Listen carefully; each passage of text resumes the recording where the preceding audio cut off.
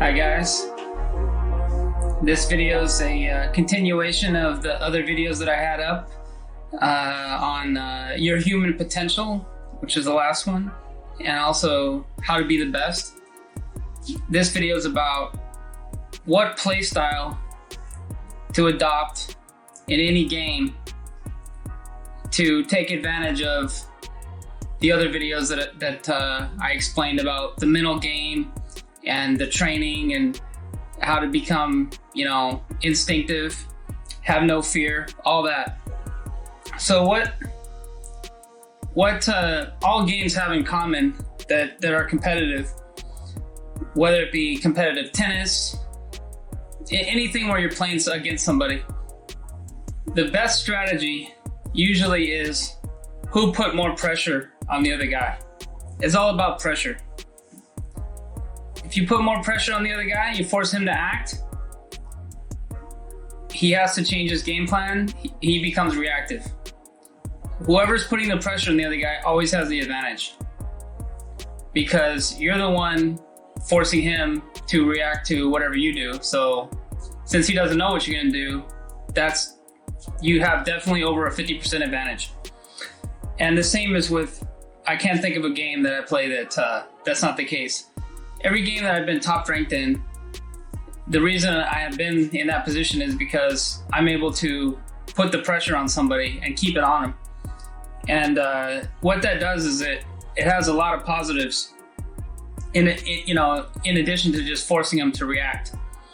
I think beyond the point of forcing them to react and taking them out of their game plan, actually what the most effective thing that putting pressure on somebody does is, remember the video I talked about your human potential, and I held up this ruler and I was talking about you need to train your mind to have no fear and to not play against the player, to play against the character, so that you could narrow your gap of your worst play and your best play.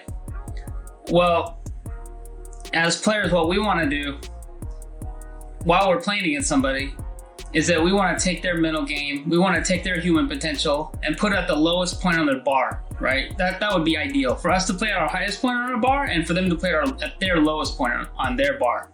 Think about that. So pressure is how you do that. Because when some dude that is, some kind of champion that's got big ego and he's obviously, the best for a reason. When he starts losing to some dude he doesn't know, that definitely has a psychological effect on him. So the more pressure you can put on him, the sooner you can do it, the better. Because guaranteed, if you start dominating whoever it is for a certain period of time, it definitely has a psychological effect on him. Not many players can overcome that kind of pressure and then not give up on the round. You see a lot of people, even at the top highest level, they're getting dominated for a short period of time and then they just can't pull it together, and then they lose that round and they're like, oh, I just discount that round and I'll just wait till the next round and I'll try to come back. There's very few players that can overcome that and look past that situation and then just play like a robot to where there's no emotion. It's just like, okay, I'm in this situation, I need to do this to get back to my pressure, get back to my game plan, I need to execute, and then not think about the player and not think about, oh, my meter's lower than his. You don't think about any of that. It's just all about getting out of whatever situation you're in and putting back the pressure so that you can rattle them. Because, you rattle somebody just a little bit and where they become a little bit uncertain of what they're doing, and you can put them away. I mean, I've done it myself so many times. I've seen it done. We're talking about all different kinds of games. So in addition to this video, I'm gonna put up 2 more videos. One video is of me playing Engineer in Team Fortress 2 to show you what pressure is about from a character that's not even supposed to put pressure on anybody, which is how you need to think about every character in Street Fighter. If you take that game, for example, you want to use every single character to put pressure on them, regardless who it is. Adapt your playstyle to put pressure. That's it, bottom line. So every game I play the same way. and then I try to put that pressure on you. And so this video is a good example of that. I put nonstop pressure on you. Engineer's not supposed to play on offense. He's a defensive character. Everybody tells me you can't do this, you can't do that. I go in a server with Tomo and some other good players. I take number one consistently on offense with Engineer because I'm just in the front all the time. I'm the one that everyone's shooting at. I'm the one that is getting all the kills. If you look at the video, I mean, I'm getting dominations, which just means I killed somebody 5 times in a row without dying.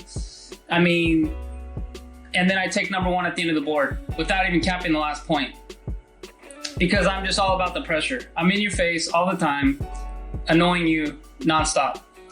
And then the second video is of Tomo Ohira. And it's another perfect example. I mean, he's better than me. He is definitely one of the best in the world at that game. Look at the amount of pressure he puts on their offense. He's playing on defense. Look at the pressure he's put on him. Pressure is more than just having somebody, on defense. It's about the clock too.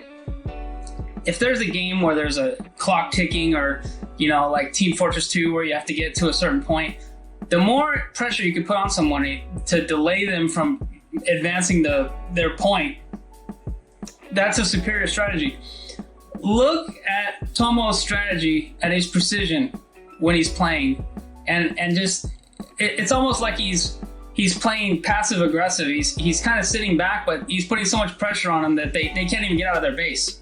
I mean, it's really amazing. So you'll notice that Tomo plays the whole round and he doesn't even die once, which is pretty damn good. So watch the 2 videos, get an idea of like how you think about a new perspective on pressure.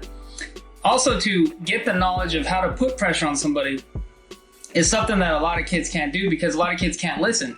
You go to a little cafe or something, you're talking about your game with other rivals, gaming buddies, and everyone has such a high ego that they think that their way is the best and their character is like more dominant. But put all that aside. That's all nonsense. If you want to be the best, you need to listen.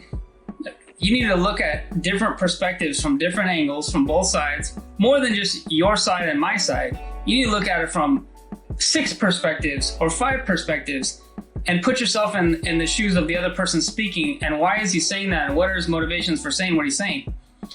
When you listen to different players speak about different things, you're gonna learn what their fears are and what situations they like. Well, when you learn about hundreds and hundreds of different people's fears of what situations they don't like, that means that you need to adapt your style to put them in those situations because that's what they don't like because they're under pressure and that's affecting their middle game. If it wasn't affecting their middle game, they wouldn't even mention it. So pay attention. Anytime anyone says like, oh, I didn't like it when he got next to me and he's starting his strings, and if I stand up once, I'm eating 30%, like a typical, a dude in Street Fighter 4, if you get hit one time low and you're not blocking him, you can eat a lot. That's a lot of people's fears. But don't mention that. Don't say that. If a guy's gonna walk around and he says, I don't like Yang or whatever next to me and comboing for the whole world, then if he's talking like that, then great. I'm gonna learn Yang. I'm gonna play him against you, and then I'm gonna kill you because I know that psychologically defeats you right off the bat. It definitely is an advantage. So listen to what everyone's saying. Don't have an ego. Keep your own fears to yourself and just take it all in and look at it from all sides. That's really going to help you. And not a lot of kids can get past that, to do that listening part, because they think they know everything and you don't know anything. You need to learn from listening. So that's the point I have about that. You're gonna adapt your strategy to put the maximum amount of pressure on the other guy, whatever character that might be. So, with games that have like 30 plus characters, you might need to learn 3 or 4 characters and adapt all those other principles that I've laid out in how to be the best and, your human potential. And you might need to adapt those to 4 characters to pick counter picks against whoever you're playing against. Now, I wanted to bring back up one of the first videos I made. I talked about, play against a situation, be instinctive. And some people were critical of that, saying that, oh, you got to play against the player. Well, they're sort of true, but what they're saying isn't really explanative enough to tell you, to give you like good guidance. What I think is required. Let's say that I'm right next to you with a character and I'm putting pressure on you, and if you stand up and I hit you low, I'm gonna combo you, right? Well, if I'm ticking away on you and you're blocking, and then I hesitate for a second, like I'm gonna throw you, or I'm just trying to get you to stand up so I can low hit you. If every time I stop making you block, you try to stand up and counter throw me, or whatever you do, that's instinctive. You didn't really. That's your training. You didn't really think, he stood up and so, I'm gonna stand up. You don't have time to think. It's all instinctive. You'll notice that the same players, and it doesn't matter who they are, if you're playing somebody you never met and then you're next to him and then you try to throw him twice and you notice that he stood up both times, then now you know that guy likes to stand up because that's in his brain instinctively. So you're gonna take advantage of that, right?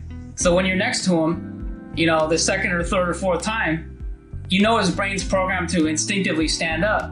You're gonna take him low and you're gonna combo him, And then you're gonna get him all scared because he's not gonna know whether you're gonna go low or high, because then you can mix it up and destroy him. But the main point is, whether he counters or not, it doesn't matter. The main point is that you're putting pressure on the guy.